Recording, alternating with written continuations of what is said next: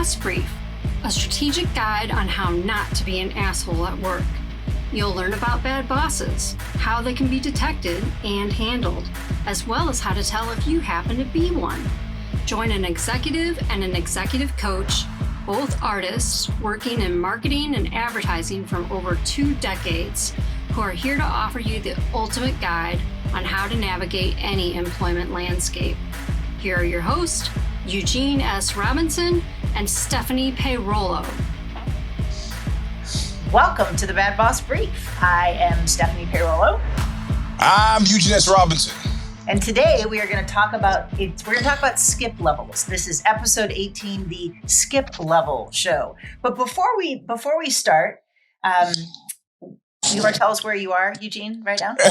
Well, you might notice there's a change in the background, the mise en scène. I am in Glasgow, also known as Shotgun City to locals. Apparently, they had a spate of shotgunnings, and I'm going to play a show tomorrow night at a pretty nice club with Oxbow, because on the occasion of our new record. So it's business and it's rock and roll. That's fantastic. Well, glad you could join us with the time change and all the things. So and 14 hours awake. That's how dedicated I am. Although, do we mention here that you're like 45 minutes late for the time we were going to start because you fell asleep? Yeah, because I passed out. I did pass out, but that you know what was strange though? This I know about the Schengen Agreement. That's one thing, but I didn't speak to one immigration person to get here. Not one. I like some woman said, go down there. And that was the extent. I just walked right into Glasgow. Nobody looked at my passport. I didn't have to fill out an intake form. Nothing. It's like, it seems like a business opportunity. I don't know for who, but if they're going to stop checking you at borders, well, what a great thing. Maybe it's Brexit. I don't know. All right. Interesting. I'll file that away. So a skip level, which just for those of you that don't know, a skip level is when there's a meeting or an interaction between a senior person and someone who is 2 or 3 levels down from them, right? That's a skip level. I hear it a lot. I don't know if it's, popular outside the West Coast and sort of tech communities. And a listener wrote in and said, what do you do if you're in between a skip level relationship that is burgeoning, right? So this person was talking about they're the manager. They have a CEO above them who's their boss. And then they have someone who is a direct report, right? And the direct report and the CEO are getting to be buddy-buddy. Yeah. Is that a problem? Should you address it? Or should you just let sleeping dogs lie? What do you think? Oh, no. This happened to one of our past sub-Rosaites who the boss essentially tried to skip level an underling into his position. And he was like, he's probably not going to do it. Should I just, I go, no. These people, does your boss, is he still doing engineering? No, he's pure managerial class now. I said, no, then this is a serious, if this were chess, this is a serious move and it should be taken with utmost seriousness. I mean, because ultimately that person will replace you. And if you don't care about that, then that's fine. But I think that it's a road fraught with peril. Well, and we disagree a little bit here because I think it's something you have to be really careful with. So the example, I've been watching Winning Time on HBO season 2, which is about the Lakers in the 80s with Magic Johnson. And in this season, they're focusing on the coach at the time, Paul Westhead, who's the head coach. And then Pat Riley is an assistant coach. That's right. Westhead has never played professional basketball. I don't even think he played in college. He feels like the first win in 1980 of the championship was 100% his doing. Had very little team or Pat Riley.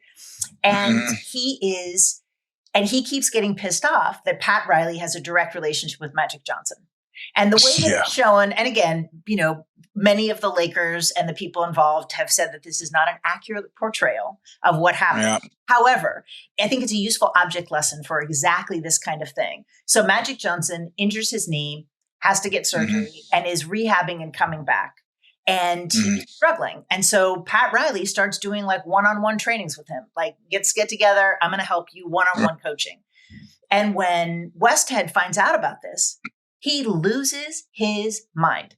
And there's like last week's episode and this week's episode, the most two recent episodes, show over and over again Westhead being like, there's a pecking order. There's a hierarchy. You have to go through me. And what ends up happening is he shows himself, and I can't remember the name of the actor who plays him, but he does a fantastic job of playing this fragile white male ego who's like, there's a pecking order. You have to observe this. And how many people have ever heard of Paul Westhead? Exactly. So he was actually totally right, because Pat Riley became, and then Phil Jackson, nobody knows the Westhead. So, he saw the writing on the wall, but that sport is notorious for that though. If you're a winning college coach and you go to play in the NBA, people are like, why should I do what you say? You know nothing about what we're doing here. So, but I think what's interesting, at least in this portrayal, is could there have been a different outcome? Right?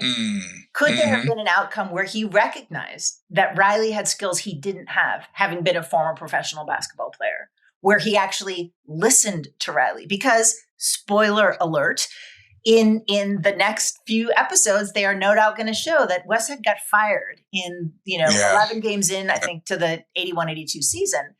Because he kept losing, because according to this portrayal, he wouldn't listen to Riley. So yes, you could have a narrative where Riley took over from him. And this is an example of, stop those skip levels in their tracks, or listen to it. Listen to him, right? Would Westhead have done better if he listened to Riley, who seemed to know what he was talking about? So, or what you're suggesting is, and what we always suggest, I think, as a traditional move, is get ahead of the narrative, right? Well, I mean, own this, bring Riley into the fold, and make it, delegate this to him. That way, you're a partner instead of an enemy. So that's the first thing that I would suggest. If you are in the situation that this listener was, of being in the middle, the first thing to do is to look at what is the skip level relationship based on, and is it useful for the organization? So the example that I was using is if your CEO is planning a trip to China and looking to expand into China, and your direct report is fluent in Mandarin, and your CEO wants to take your direct report, then that's one you should celebrate and welcome, because you are smart enough to hire the person who is fluent in Mandarin, right? But see, the thing is, taking it seriously means at that point you make it known that you're sending your underling to go with him, because you were the one who had the foresight to choose them because they spoke Mandarin, right? Exactly. And so the idea of saying, if there is a benefit to the organization, then you can acknowledge that. And you can, again, take credit for having the foresight to hire someone who has whatever that particular skill is, right? So and I think that's the idea too, that I always suggest, is you should not be afraid to hire people who are smarter than you are, or who are qualified in areas where you are not. And this is where, again, put the narrative in any way that you want to. I think the other one is, do you have a legitimate reason for concern, right? And again, I'm assuming in all of these skip level scenarios that it's nobody's having bad behavior, right? This is not a thing. This is not this. I think where you get into concerns are if it is more of like a social or activity based, connection, right? So let's say your direct report and the CEO both love pickleball or thrift stores or a particular kind of music. That's one where, it is hard not to seem churlish, to go into your CEO or to the direct report and complain like, you like thrifting and you're going like that. You sound like a baby.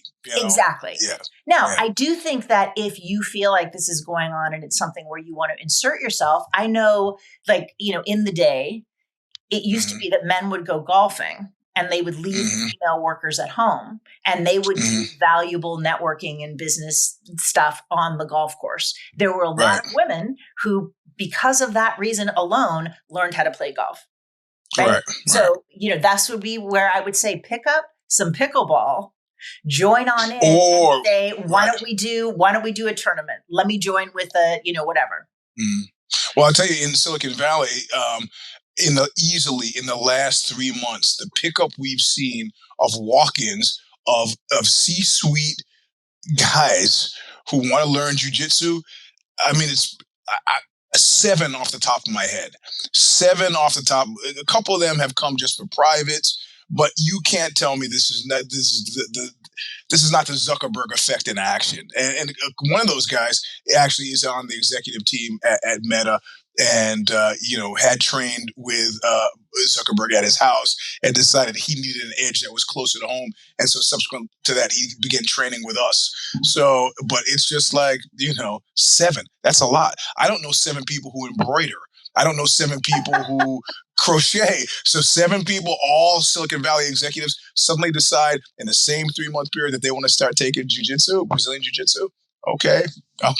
And I think that's an example. If you're the manager and your CEO is going to someone who does Brazilian jiu-jitsu, you'd best learn how to roll.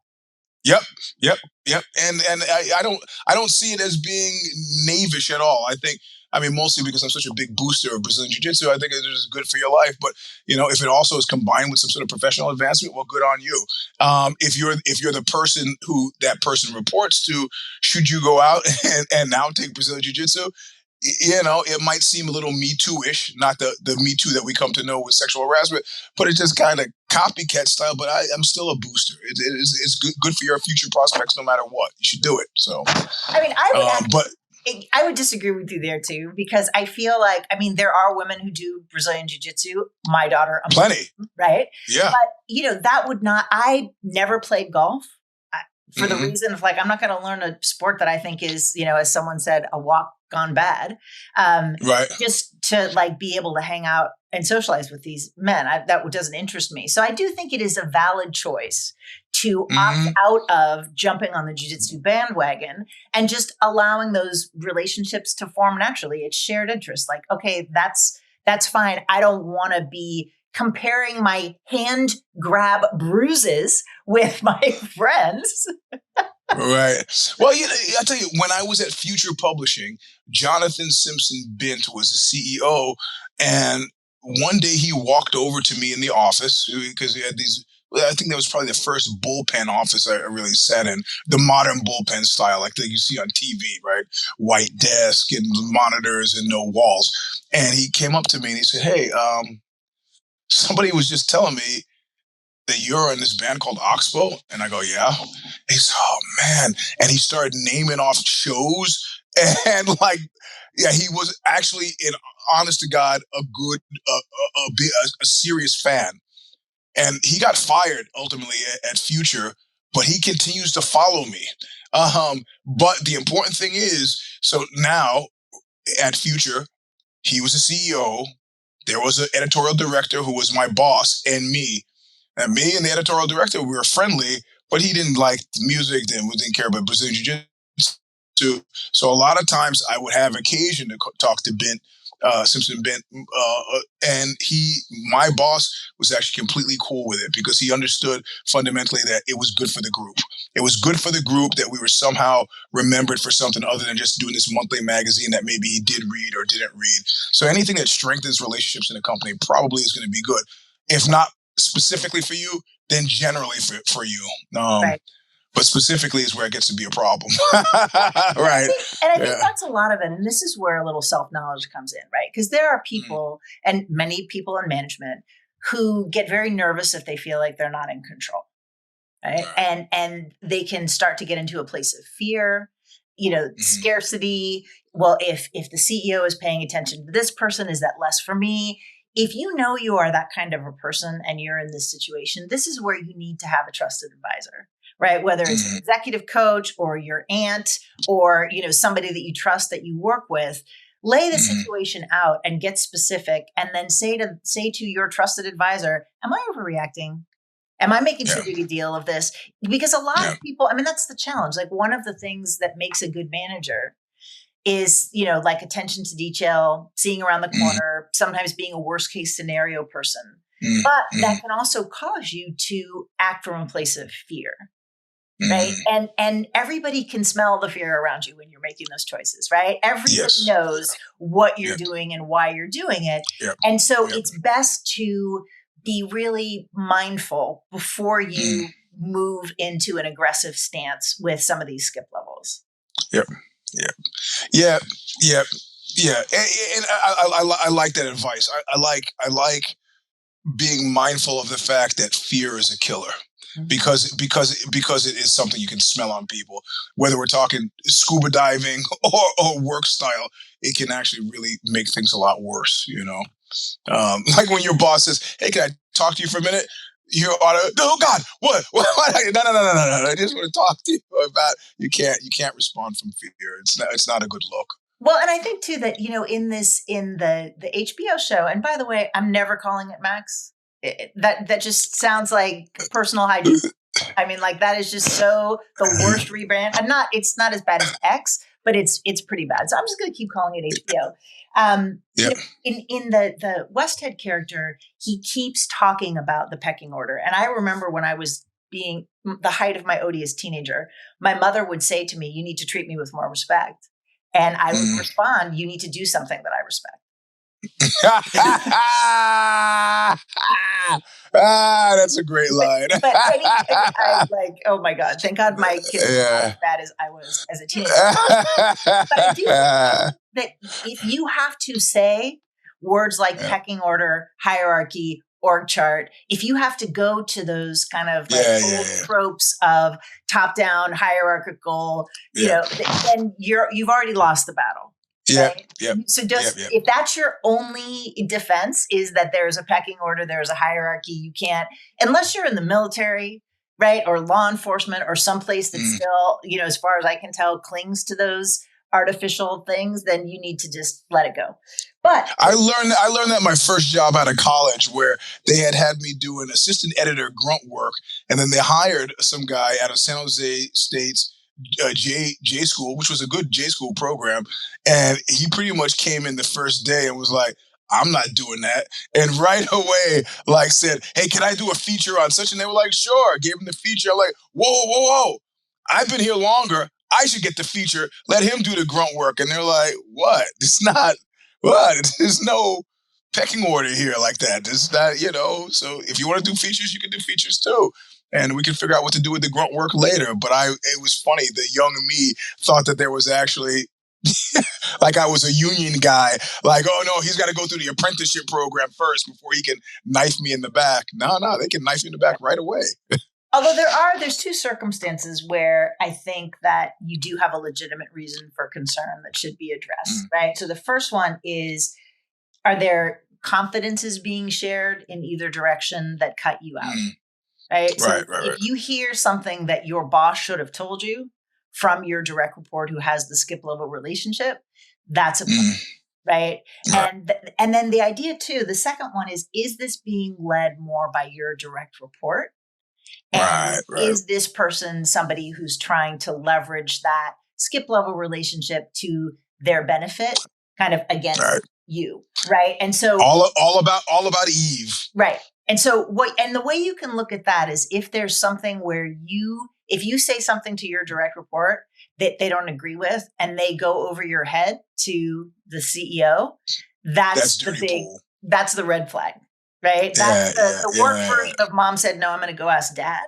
And that is something that you see in that show about the Lakers, right? You do see that in a number of examples. And the idea is like, if that's the dynamic, then there is something that you need to say, right? And don't you think? I mean, Westhead misread. In those teams, the marquee player is the boss. Yep. At a certain point, Michael Jordan is the boss. That's just all there. If he's unhappy with your job, you may not have a job, right? If he's a franchise guy and you run afoul of him, you may not longer be part of the franchise. Well, that's what happened. Magic Johnson said, "I'm out," and pick. And again, and so I think that if you are in that circumstance, what I would recommend is that you do address it to the boss, but you try to sound as grown up as possible. Right?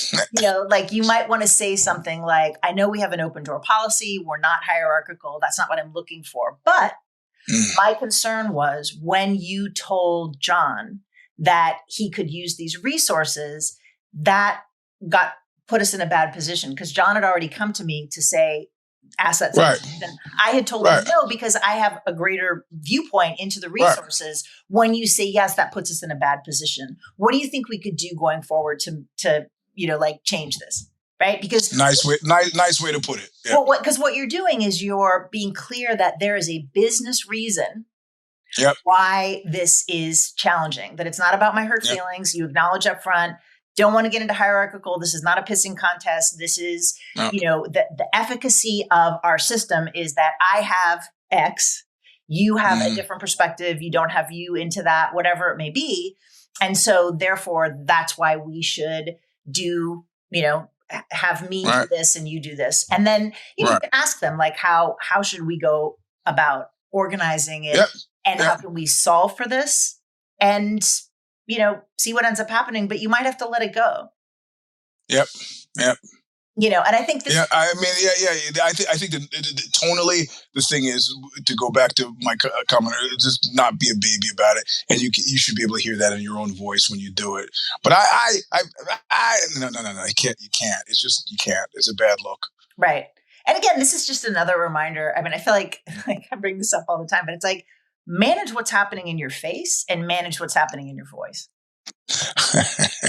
Right? Yeah. I mean, like I'm just laughing because I'm recalling a conversation I had with a dotted line where he was trying to get me to do something that the boss hadn't signed off of. We were equals.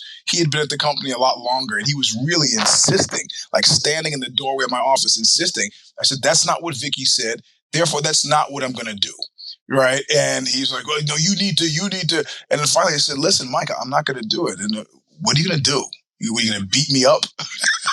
That was I just wanted to get back to work. He was interfering with my work day. This pointless argument. Go talk to Vicky if you don't like what I'm doing. But she signed off on this. So, but yeah. And I think, and just one more thing is to recognize like any triangulation just means that person A and person C are talking about person B and person B is not in the room. Anytime that happens, you need to be aware, right? If you're a boss and you are talking about something, it's like, why are you not? But especially when person A is having a fight with person B and comes to the boss and says, like that there's conflict, and this is where with the skip levels, it does open up an avenue for triangulation, which can always be a problem, right? So these are a couple ways to sort of name and identify what it is that's happening so you can avoid the worst parts of getting into a skip level challenge. So do you have a fire me for today? I do, and as luck would have it, given my peregrinations around the Bay Area, I had a meeting, a 9:30 meeting in San Jose. I don't know, many of you know the layout of the Bay Area, but you could take 85, 101 to 85, which splits off into 280. And I'm taking 85. I'm not going to split off to 280, but the traffic on 280 was backed up well onto 85, which means one thing and one thing only. For those of you who maybe need a little bit more help with the geography, that 280 exchange, that turnoff there, is the first exit off of that is to Apple. Mm-hmm. So these traffic levels were as noticeable as when I worked at Apple. I've noticed the cars are that far down 85. I go, it's like when I work, I go, oh. So the fire me in this instance is you got, once again, I'm sorry to have the same cast of characters come up. The Salesforce guy and Zuckerberg are firming up their opposition to work from home. Now at this point, serious metrics connected to performance reviews, as well as threats of either being out now reorged out, or alternatively impeding your upward advancement. And though I did see that the freeway backed up to Apple, I've come to a surprising conclusion, and that is muscle or no muscle. Demanding workers work from home only works if their jobs are fundamentally perceived to be good jobs, right? I don't know a single person at Apple who's unhappy about being at Apple. I have lots of friends who are at Apple, and I have friends who've even left Apple and still speak about Apple glowingly. I've had lots of friends who've worked at Facebook, now Meta, who don't say that. And they're digging in their heels with, so Zuckerberg is getting tough, and they're digging in their heels about working from home for Facebook because they're not feeling it anymore. Salesforce, the workforce and Benioff, they've sort of figured out that it's a, what is that line from that Marlon Brando movie? He's a one-eyed Jack, but most employees now have seen the other side of his face. And so it's interesting that if it's a job that is fundamentally liked by people, they will gladly is maybe a strong word, gilding the lily, but they will return to work. Whatever, 4 days, 5 days a week. But places like Goldman Sachs, where they're now saying no more Fridays off, no more summer Friday schedules where you can work part-time or from home on Friday, 5 days a week in the office, do it or you're gone. And if the job is fundamentally not great to begin with, regardless of how much they pay at Goldman Sachs, people are not going to do it. They're not going to do it. They're digging in and they're not going to do it. And that's my prediction for the future, that they're not going to. You fire as many as you want. See if you can get a good scare. But then the scared people who stay are not happy people who stay, and they will leave as well. So that was one thing I had like a freeway epiphany. And I'm like, look at that. Look at that. Good for Apple. Interesting, because the same thing has been happening in Seattle with Amazon. Right. And there was some coverage that Andy Jassy was like, everybody's got to come back to work. And Amazon, which is very, the thing that they always say is they start a meeting with like, you have a document. I think it's like 4 pages. There's some very prescriptive, it's like a haiku. And you start by reading the document, which needs to have data. And so, of course, the Amazon people who are being told that they have to return to work said to Jassy, where's the data? Show us the data that we are more productive. And he, of course, refused to do that. And the challenge with Amazon is that a lot of people, I'm sure it's the same thing in the Bay Area, a lot of people that work for Amazon moved, right? They moved out of the Seattle area and they were able to go into kind of smaller satellite offices. No more. Yep. You have to come back to Seattle. And Seattle is a housing market that is now not unlike San Francisco. It's really, really expensive to live here. And that's it's a big challenge for people to move. Maybe they have settled in another place. Maybe they have kids that are in school. And so it's not just you have to come into an office. You have to come into one of the main sort of satellite offices. And, I do think that, and again, that's what they're holding over people's heads is the idea of like, then you're not going to have a job. Right. Well, but you know what? I know people work at Amazon and I've never heard anybody go, man, I love that being at Amazon. Not a single one.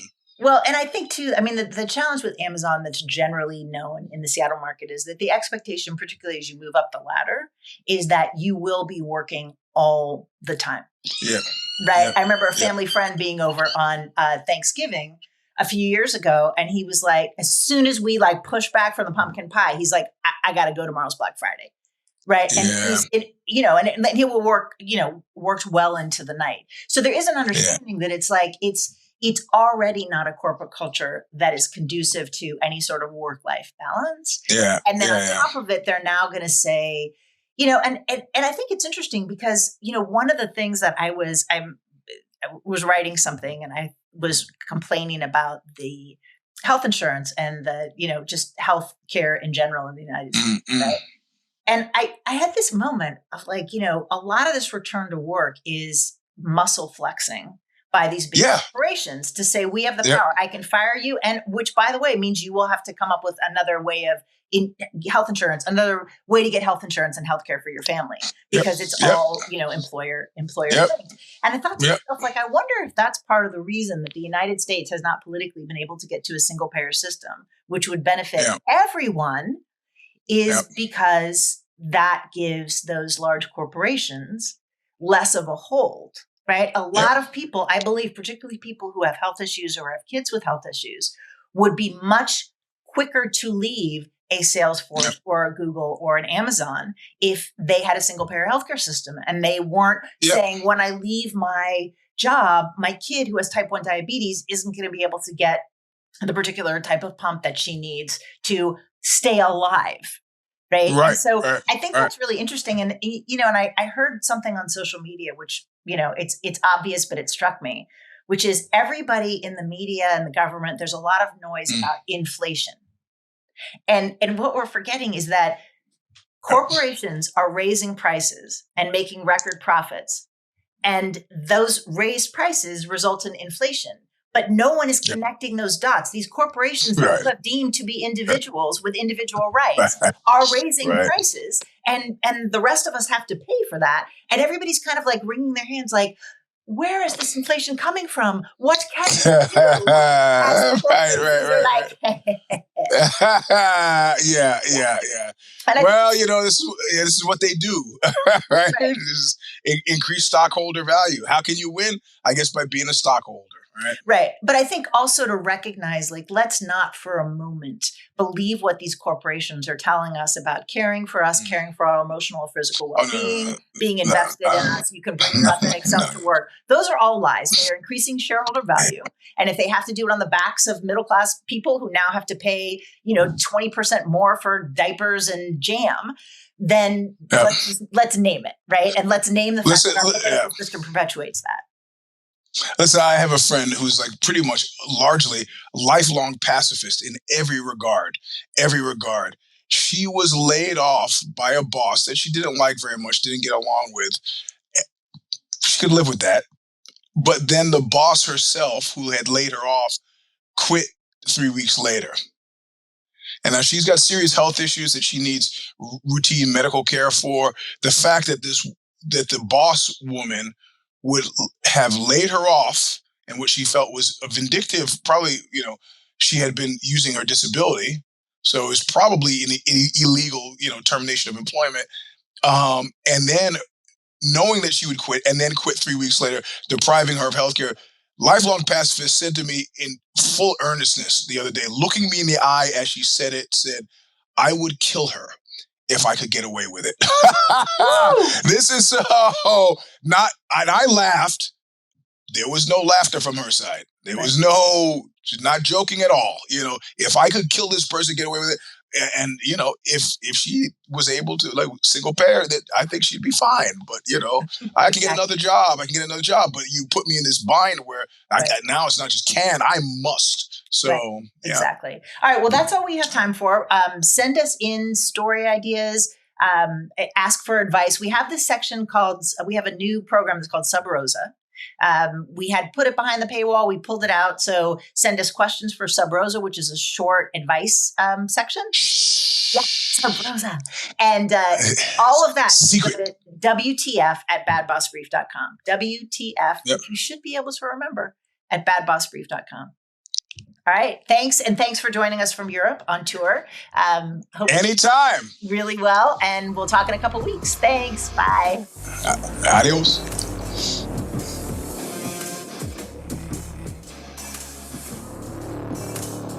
Thank you for joining us for another episode of the Bad Boss Brief podcast with your hosts, Eugene S. Robinson and Stephanie Peirolo.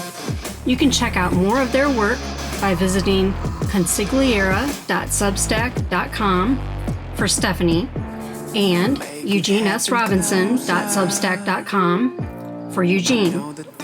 You can also find Eugene at Mr. Sleep 3, that's number 3, on Instagram.